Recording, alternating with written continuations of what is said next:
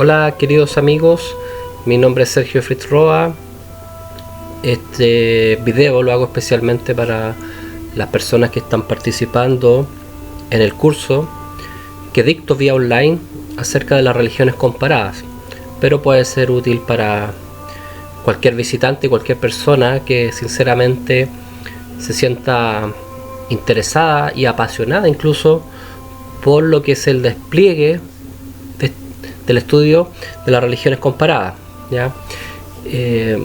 Quiero hacer como una introducción sumamente básica, sencilla. Esto no es nada riguroso, sino más que nada como dar un puntapié inicial de alguna manera a lo que es la disciplina, para poder de a poco acercarse, porque todo esto necesita obviamente del apoyo técnico, de libros, de documentos, de otros videos, para que sea más fructífero. Pero en el fondo la idea es como incentivarlo a través de esta grabación, y también mostrar algunas cosas que son, a mi juicio, fundamentales respecto al curso que estamos brindando. Primera cosa, es un curso que, si bien es cierto, habla de las religiones comparadas, hay que entender siempre, en nuestro caso, que vamos a incorporar autores no necesariamente de la academia, no solamente a los autores que han sido validados por el sistema universitario, sino también autores ajenos, como por ejemplo podría ser René Guénon, como podría ser Fritz Schoen, Julius Evola, Martin Links, autores que no están dentro del canon de la historia de las religiones ni de la disciplina de las religiones comparadas, cuando son vistas como algo oficial, ¿ya? ¿Por qué incorporo a esos autores? Porque siento que el aporte que ellos realizan es altamente valioso, y es un aporte que viene desde adentro, que por lo cual permite entregar otros elementos que muchas veces los científicos de la historia de las religiones pueden omitir, porque ellos no participan de ciertas formas tradicionales o de ciertas religiones. Entonces es importante también agregar las cosas de las personas tal cual las viven. De hecho, es una de las críticas muchas veces que se hace a ciertas personas, como los antropólogos, los sociólogos, y también a los estudiosos de las religiones y los folcloristas, por no ser partícipes muchas veces de aquello que están estudiando. Entonces habría una separación, una distancia entre el objeto de estudio y el estudioso de él. Son críticas que se formulan.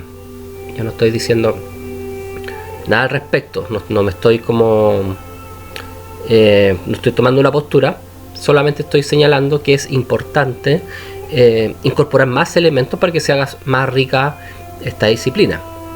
Ahora, las razones, por ejemplo, por las cuales muchos de estos autores no participan del canon oficial de las religiones comparadas, tienen que ver con muchas situaciones. No les interesó la universidad,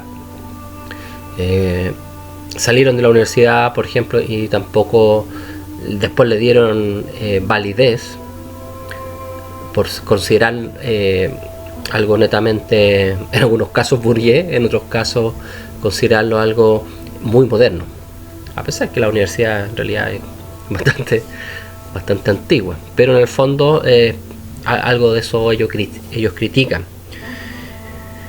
Entonces, como el curso va a tomar estas dos fuentes, ¿ya? Por un lado, lo que es la historia de las religiones desde la academia, y por otro lado lo que tiene que ver con los autores, especialmente de la tradición espiritual, pero también como tercera fuente podrían ser autores como Henri Corbin, el gran iranólogo, que también realiza aportes. Él estuvo dentro de la universidad, de la academia, pero su visión muchas veces es más participativa, no ve estas cosas como ajenas. De hecho, él, cuando estudia sobre el sufismo iraní, por ejemplo, o persa, toma posturas claramente a favor de este tipo de islam, ¿ya? O del islam chiita, muchas veces cuando él habla del del imamato y otra serie de cosas, se nota claramente que hay una versión ahí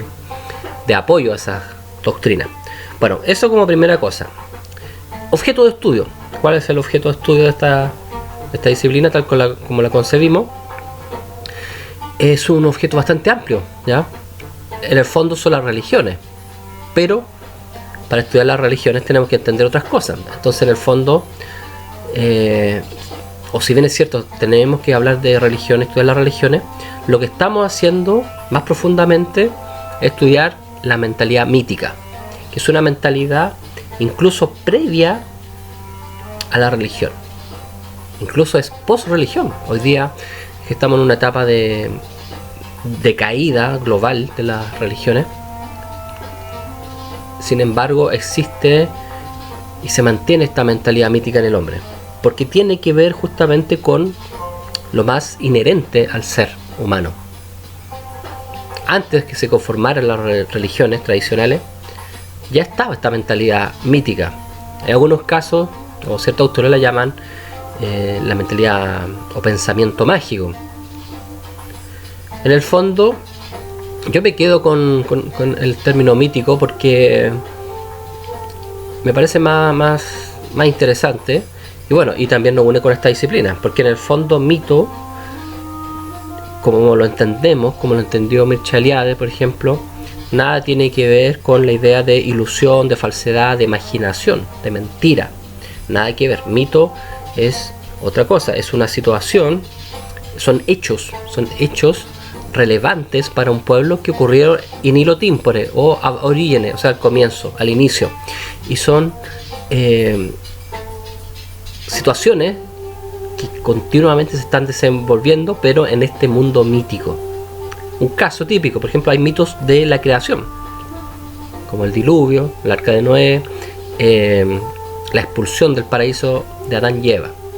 En el mundo austral, en el mundo mapuche, en el mundo chilote también, está la creencia de Kai y Tren, las dos serpientes que se enfrentan, la serpiente del agua que quiere ahogar al ser humano, mientras la serpiente de tierra que va elevando los terrenos, los cerros, para que se salven los hombres.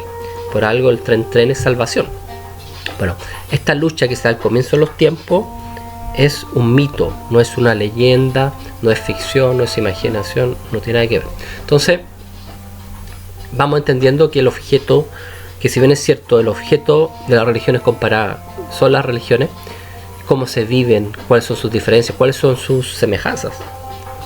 Para hacer este diálogo, por otro lado también hay que analizar y ver lo que es la mentalidad que va a generar las religiones, la mentalidad que vive el hombre religioso.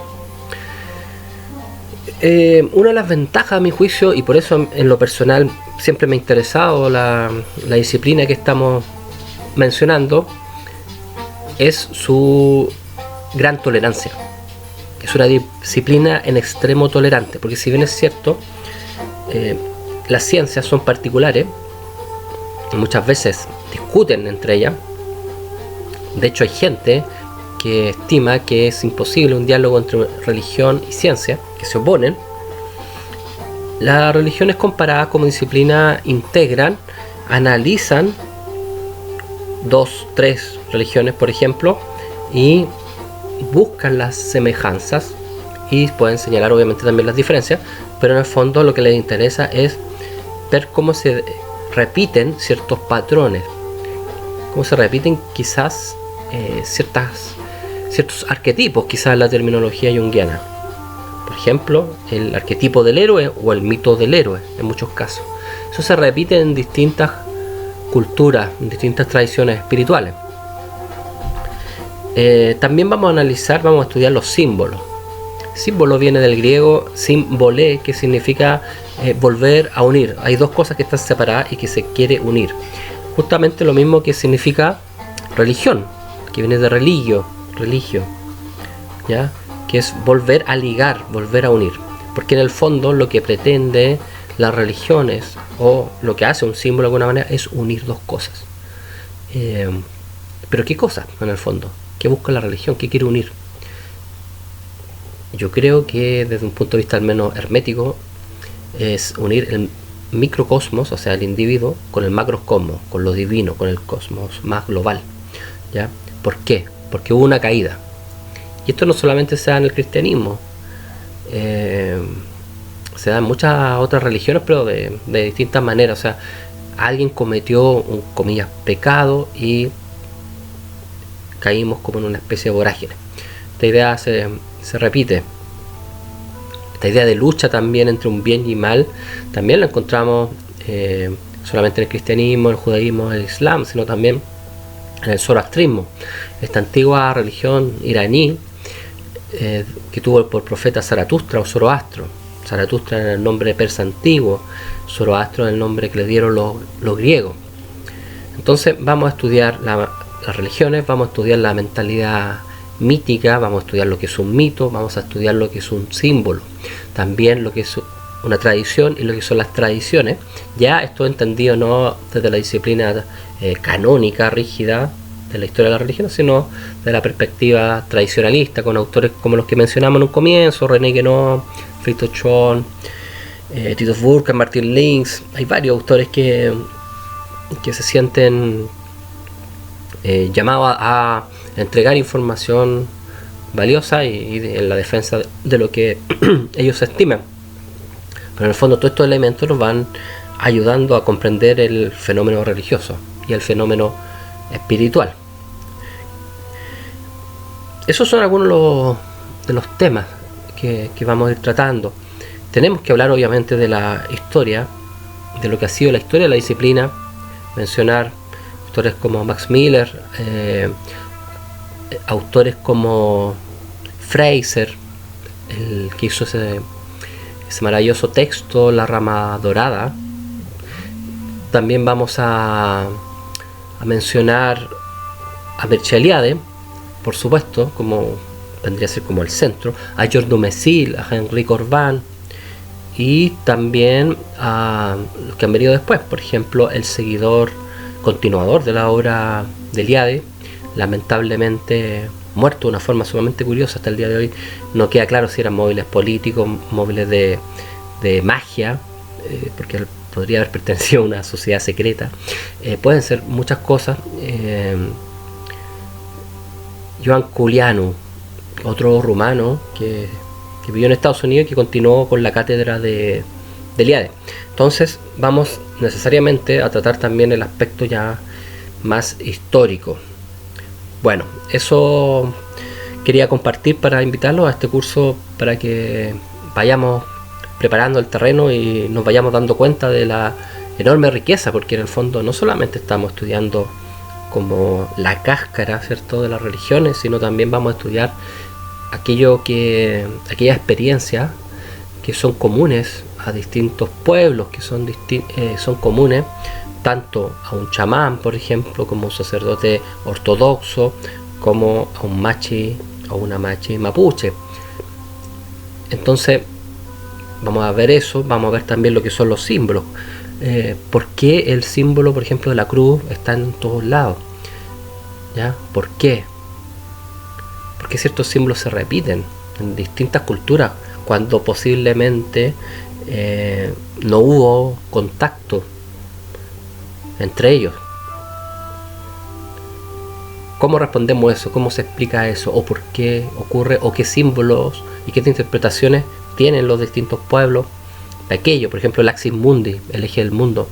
Eso se encuentra prácticamente en todos los pueblos, la creencia del eje del mundo, que generalmente es un árbol. El Yggdrasil, por ejemplo, mundo germánico, el Rehue en el mundo mapuche. ¿Ya? Entonces vamos a ir analizando este tipo de cosas y vamos a comprender en definitiva la riqueza que tiene esta disciplina, además de lo que hablamos, la tolerancia. ¿Por qué? Porque en el fondo, al conocer la otra religión, al conocer al otro, la persona empieza a dialogar y empieza a darse cuenta que hay cosas que también que son valiosas en uno, también están en el otro. Y empieza esta cercanía, ¿ya?